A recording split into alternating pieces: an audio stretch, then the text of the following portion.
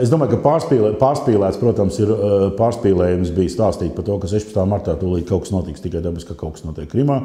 Notika tieši pretējais. Tā interese, tas mēdīju fokus no pasaules bija daudz mazāks nekā citus gadus, tāpēc, ka 16. martā notika Krimā tā sauktais referendums, kas uzreiz izraisīja pilnīgi citas intereses un citu aktualitāti. Smieklīgais, te bija arī komiskais gadījums, kad Solita Āboltiņa sacīja, ka elektroenerģijas tirgus neatvēršana ir saistīta ar krīzi, un pensionāru mītiņš varētu būt saistīts ar Krimas krīzi. Daudz citas lietas, ir lietas, ko var izskaidrot. Tas man mazliet atgādināja Bredberiju. Bredberijam tas stāsts tur. Tauriņas lidoja, tur Tauriņas pārnu vēziens, tur es nezinu, Kuriļu salās vai kaut kur izmainījis kaut ko šeit. Pie tāda absolūta determinisma iespējams, ka tas tā arī ir. Bet šeit tomēr ir pa vidu tik daudz nejaušības un citu veidu likumsakrības, kas to neskar.